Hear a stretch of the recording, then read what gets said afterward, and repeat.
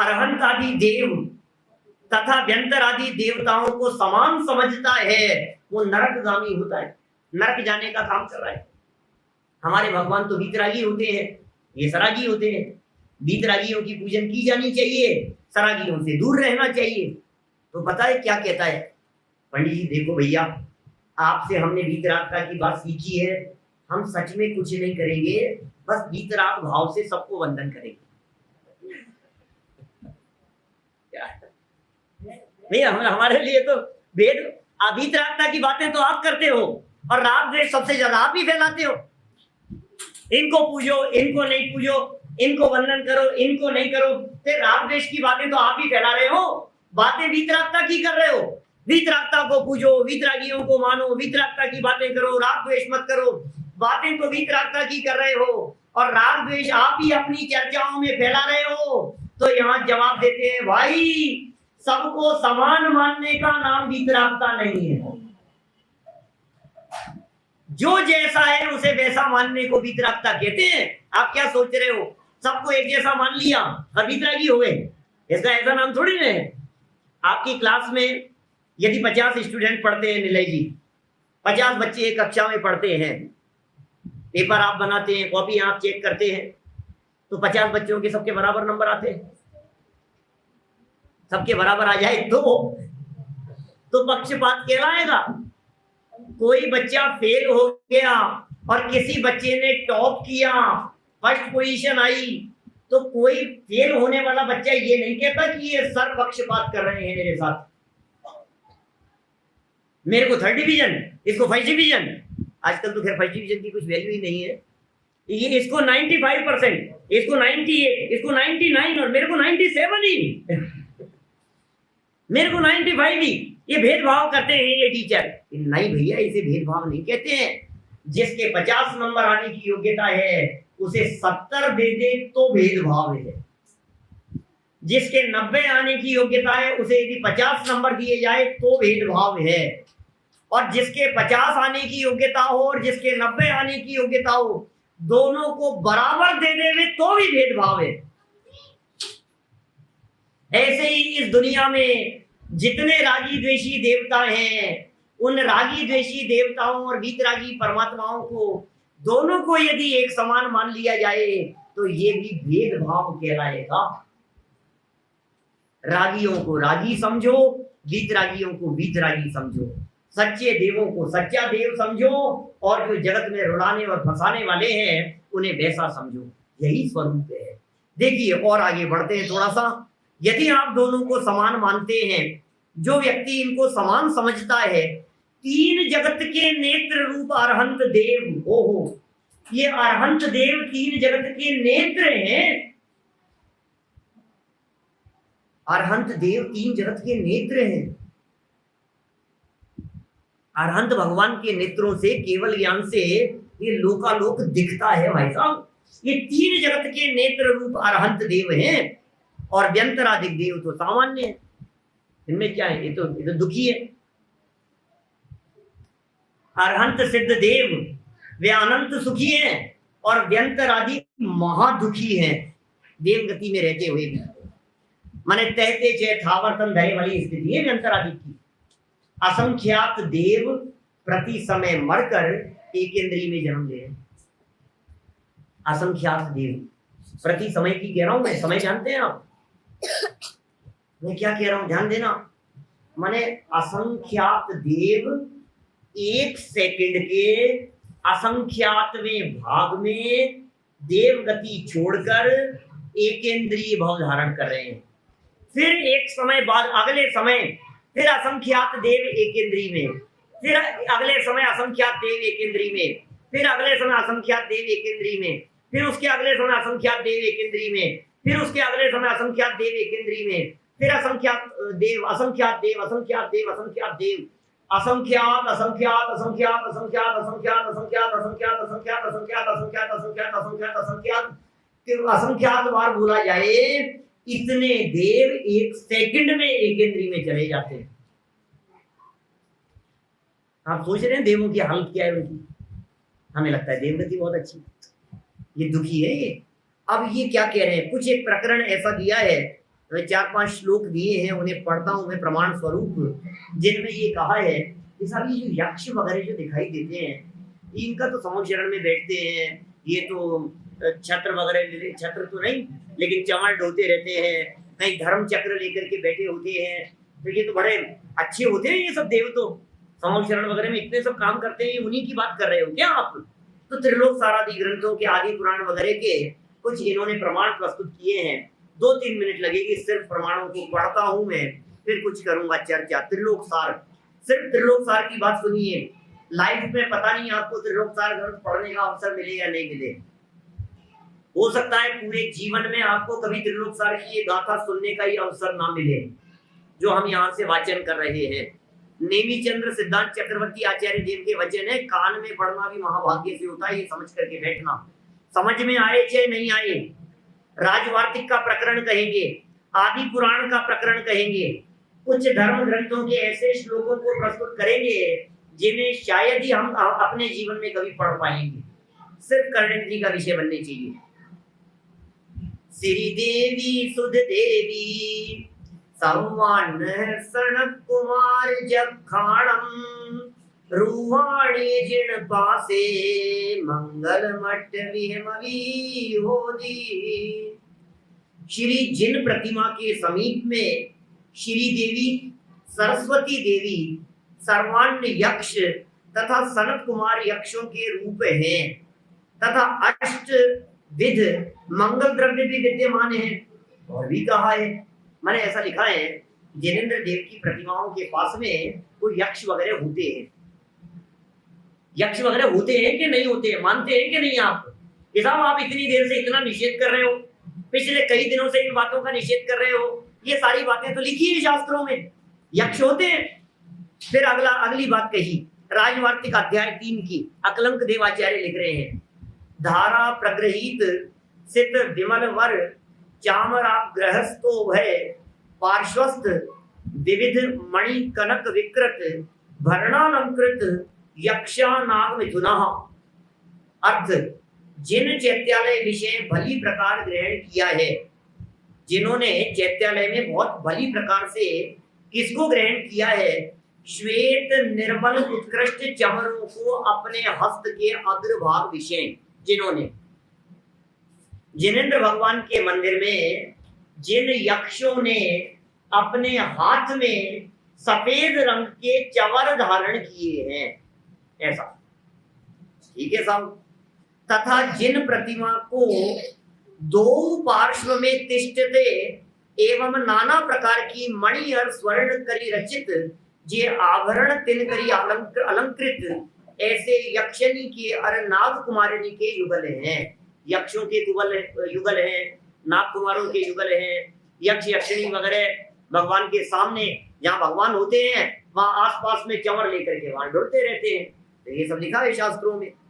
आदि पुराण में लिखा है, तवामी चामर त्रात्रा यक्षे रुच्यप्य विजितः निर्धुन्वान्तीव निर्व्याज मागो गोमक्षिकानृणाम। हे भगवान, तिहारे यक्षनी करी उठाए और हिलाए ऐसे चमरनी के समूह जे हैं, ते मनुष्यनी के पाप रूप मक्षिका ने निष्कपट जैसे होए तैसे उड़ावे ही है कहा मानू। देखिए क्या लिखा है, थोड़ी भाषा पुरानी है, इस भाषा में ये लिखते हैं, हे भगवान, आपके पास में खड़े हुए जो देव हैं, यक्ष वगैरह है, हाथ में चंवर लेकर के जब ढुलते हैं तो ऐसा लगता है कि ऐसी भक्ति करते हुए मनुष्य गति के जीवों के जीवन में पाप रूपी बैठी हुई मक्खियों को उड़ा रहे हैं। आदि पुराण का प्रसंग यहाँ प्रस्तुत किया है। इसी तरह से कहते हैं, तापीठिकामलम चक्रुर्मष्टमंगल संपदे धर्म चक्राणि चूड़ानि प्रांशुभिर यक्ष मूर्धनिः। वह प्रथम पीठिका नहीं, उन्नत यक्षनी के मस्तक धरी धारण किए ऐसे धर्म चक्र। समौशरण, समौशरण तो समौशरण में भगवान 3 कटनियों के ऊपर विराजमान होते हैं। समौशरण में अपने यहाँ भी जो जिन मंदिर होता है, इस मंदिर में जो भगवान विराजमान है वो 3 कटनी के ऊपर विराजमान। कटनी माने फर्स्ट कट, फिर थोड़ा ऊपर बढ़े, फिर सेकंड कट, फिर ऊपर बढ़े, फिर थोड़ा कट। तो फर्स्ट कटनी पर यक्ष लोग अपने माथे पर धर्म चक्र लेकर के खड़े होते हैं, यक्ष। ये सब उल्लेख मिलते हैं शास्त्रों में, ये कह रहे हैं शास्त्रों में है ऐसी चर्चा। ते और अष्ट मंगल द्रव्य की संपदा ये है, ये शोभायमान करें। अब यहाँ इतनी बातें कहने के बाद, 3-4 प्रमाण प्रस्तुत करने के बाद कह रहे हैं जो यक्ष जाति व्यंतरों की गिनाई है वह ही है या उससे भिन्न और भी है। अब प्रश्न है, तो यही तो यक्ष है जिनकी हम पूजन कर रहे हैं। बेचारे समौग शरण में भी होते हैं, मानस स्तंभ के वहां भी होते हैं, जगह जगह पर यक्ष विराजमान होते हैं, भक्तों की सहायता करने के लिए आ जाते हैं, धर्म चक्र अपने माथे पर लेकर के खड़े होते हैं, चंवल ढोरे होते हैं। तो कितने अच्छे हैं ये सब। अब हम इनको मान रहे हैं तो क्या गलती कर रहे हैं? ये वही है ना यक्ष। तो जवाब दे रहे हैं, सुनो। आदि पुराण में इसका जवाब लिखा है, गदादिपाण यस्तेषु गोपुरेष्व भवन्सुरः क्रमाच सात्र ये तद्वा स्थाभौम भावन कल्पयः। इतना गजब की बात कह दी है, ध्यान देना, बहुत मार्मिक बात कह दी है यहाँ। ये कह रहे हैं तीनों कोटनी के दरवाजे के विषय अनुक्रमते व्यंतर भवनवासी कल्पवासी देव गदादिक शस्त्र हैं हाथ विषय जिनके ऐसे द्वारपाल होते गए। आप लोगों को ऐसा लग रहा होगा ये क्या बातें चल रही है, ये क्या बातें कह रहे हैं, ये लिख रहे हैं आचार्य देव। ये सुनो, भगवान जहाँ विराजमान होते हैं ना, तुम्हें यदि ऐसा लगता है कि ये भगवान के खास से हैं, हमें भगवान से मिला देंगे, आपको यदि ऐसा लगता है कि हमें भगवान से मिला देंगे, तो आचार्य देव कह रहे हैं भगवान से ही खुद ही नहीं मिल पाते, तुम्हें क्या मिला देंगे। ये लिख रहे हैं भगवान का जो समाव शरण होता है, उस समाव शरण में 4 कोट होते हैं, परकोटे होते हैं 4, और 5 वेदियां होती है। तो 4 कोट और 5 वेदियों से 8 भूमियां बनती है समाव शरण की। तभी यदि आपने समाव शरण के बारे में जाना पढ़ा सुना हो, मेरा एक प्रवचन है सिंगापुर में किया हुआ, सिंगापुर वालों के लिए किया हुआ, समाव शरण की रचना फोटोग्राफ वगैरह के माध्यम से भी काफी डिटेल में समझाया है। वैसे 8 भूमियां होती है समाव शरण में। उनमें पहला कोट, फिर उसके बाद में भूमि, फिर उसके बाद में वीथी होगी। तो ऐसे 5 वीथियां और 4 कोट। तो पहले कोट को छोड़कर बाकी जो 3 कोट हैं, उन 3 कोटों में सबसे पहले पर व्यंतर देव दरवाजे पर गदा वगैरह लेकर के द्वारपाल की तरह खड़े होते हैं। दूसरे दरवाजे पर खड़े होते हैं भवनवासी, और तीसरे कोट पर विराजमान होते हैं कल्पवासी वैमानिक देव। तो आदि पुराण में आचार्य जिनसेन स्वामी कहना चाह रहे हैं कि जहां भगवान विराजमान है ना, उनके नजदीक है वैमानिक, उनसे थोड़ा दूर आकर के भवनवासी, और उनसे भी दूर आकर के व्यंतर हैं। तो व्यंतर लोग तो दरवाजे पर जाकर के खड़े हो जाते हैं बहुत दूर। और फिर इन्होंने बड़ा गजब की और बात कह दी यहाँ, एक तो व्यंतरवासियों का कोई अधिकार नहीं है, दरवाजे पर है, चौकीदार की जैसे खड़े हुए हैं। फिर प्रश्न उठा दिया कि साहब इसीलिए तो पूछ रहे हैं उनको, क्योंकि वे दरवाजे पे खड़े होते हैं। हम इनको नहीं पूछेंगे तो अंदर कैसे जाएंगे हम। तो पता है क्या कह रहे हैं कि मूर्ख, तेरे में अकल नहीं है, तू इसके चरण छू रहा है, वो व्यक्ति तेरे गुजरते ही तुझे सलाम करेगा। वो यक्ष वहां किस लिए खड़े हुए हैं, वो दरवाजे पर व्यंतर देव किस लिए खड़े हुए हैं समाव शरण में, मालूम है आपको? हमारे स्वागत के लिए खड़े हुए हैं। जब मनुष्य गति के जीव समाव शरण में जाते हैं तीर्थंकर परमात्मा की दिव्य ध्वनि सुनने के लिए, तो दरवाजे पर खड़े हुए वे व्यंतरवासी देव वहां से गुजरते हुए हम जैसे मनुष्य गति के लोगों को, अरे अकेले मनुष्य ही नहीं, वहां से गुजरने वाले तिर्यंचों को भी सलाम करते हैं, हाथ जोड़ते हैं, उनके आगे झुकते हैं। हमें पता नहीं है हमें क्या मिल गया है, क्या कहूं मैं आप लोगों को, हमें इस मनुष्य जीवन को प्राप्त करके क्या दुर्लभ निधि मिल गई है, क्या अमूल्य निधि की प्राप्ति हो गई है, इसका अंदाजा नहीं है हमारे। महाभाग्य से हमें समय सार मिल गया, महाभाग्य से हमारे को गुरुदेव श्री मिल गए, महाभाग्य से हमारे को ये सब सत्य बातें करने वाले ऐसे विद्वान मिल गए। यहाँ निलय जी विराजमान है, गणतंत्र जी है, नवीन जी है, पवित्र जी है, 4 विद्वान तो मुझे अभी यहाँ दिख रहे हैं, और भी जो लोग चलाते होंगे। अब आप कल्पना कीजिए जरा, आपके महाभाग्य से विद्वानों का समागम है यहाँ पर, ये जो मौजूदगी है आप कितना लाभ ले सकते हैं ये आपके ऊपर निर्भर करता है। ये जो चीज मिल गई है और जो ये बात यहाँ बतलाते हैं अपनी सभा में, अपनी कक्षा में, वो वही बात बतलाते हैं जो समव चरण से चली आई है यहाँ तक। कोई फर्क नहीं है भाई साहब। जो बातें तीर्थंकर परमात्मा ने बतलाई है वही बातें परंपरा से यहाँ इन विद्वानों के माध्यम से हमारे को सुनने को मिल रही है। रंच मात्र फर्क नहीं है।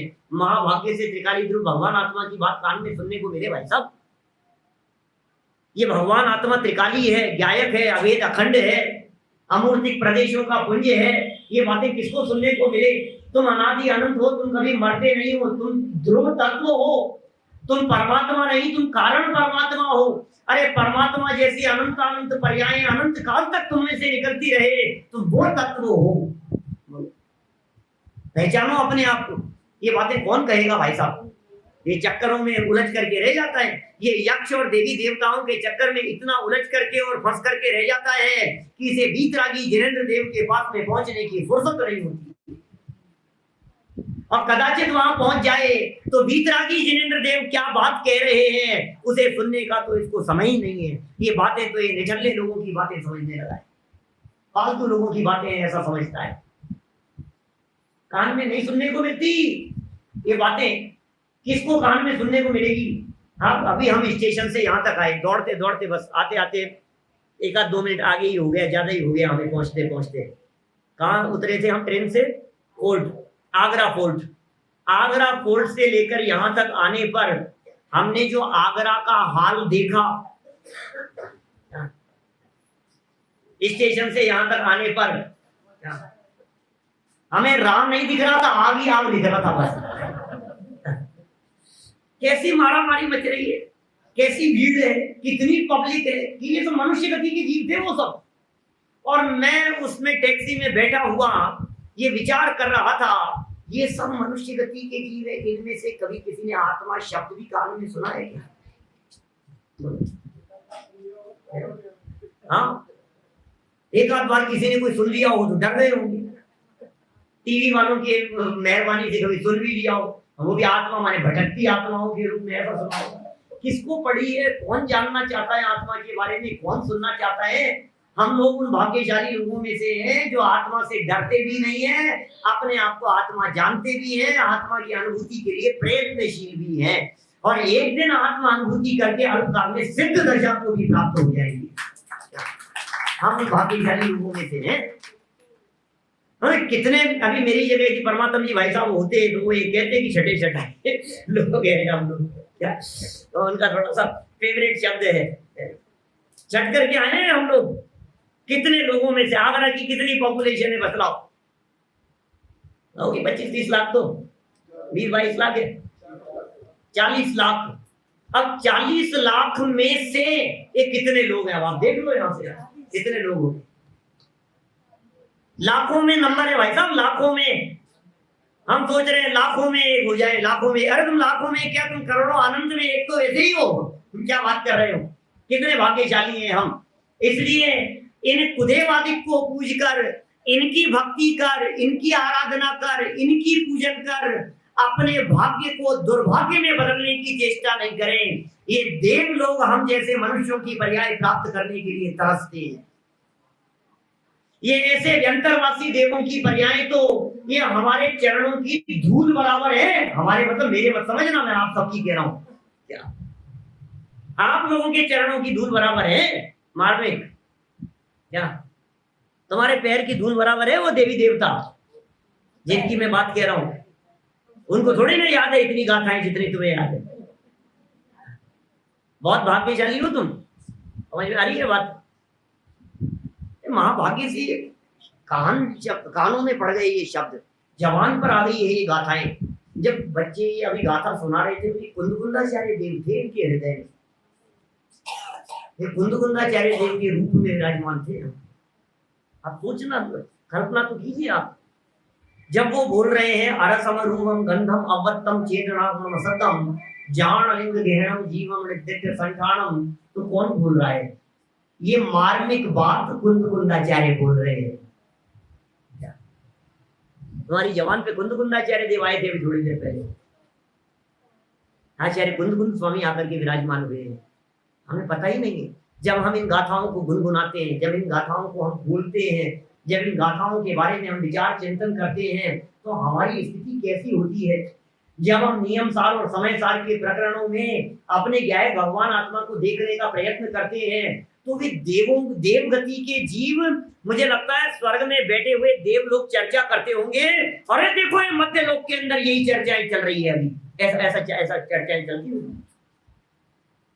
वो तो पंचम काल में वैमानिक देव आते नहीं है, चर्चा तो करते होंगे जरूर अपन लोगों के बारे में। मिलेगी गणतंत्र भाई जरूर अपने बारे में चर्चा करते होंगे। यार देखो तो सही, अपन तो चौथे काल में आए थे तब भी अपने को ऐसी चर्चाएं नहीं मिल रही थी, और अभी वहां पंचम काल में भी ये लोग आगरा में बैठ करके भी ऐसी चर्चा कर रहे हैं, धाम धूम के बीच में भी ये चर्चाएं जरूर करते होंगे, उनके विकल्पों में आती होगी। कई देव तो ऐसी बातें करते होंगे कि यार मेरे को तो ज्यादा लंबा समय नहीं हुआ, अभी देव पर्याय में आए हुए मुश्किल से 600-700 साल हुए, उस समय तो ये माहौल नहीं था आगरा में, ये तुम थोड़ा सा जल्दी चले गए यहाँ से इसलिए ऐसा माहौल नहीं मिला। भैया ये चर्चाएं देवगति में भी चलती है, दुर्लभता से चलती। सर्वार्थ सिद्धि के देव लोग 33 सागर तक बैठ करके जो चर्चाएं करते हैं, वो चर्चाएं इन शास्त्रों में महाभाग्य से हमें पढ़ने जानने सुनने को मिली। लेकिन बातें वो ही सुनना जो वीतरागी सर्वज्ञ परमात्मा ने कही हो, क्योंकि मिलावट बहुत है। अपना लोटा छान करके पीना। समाज में, दुनिया में नकली नोट बहुत चल रहे हैं। नकली नोट की दुकान बंद करने की चेष्टा मत करना, नहीं तो मारे जाओगे। तो क्या काम करना, बस इतना ध्यान रखना कि वो नकली नोट गलती से मेरी जेब में नहीं आ जाए।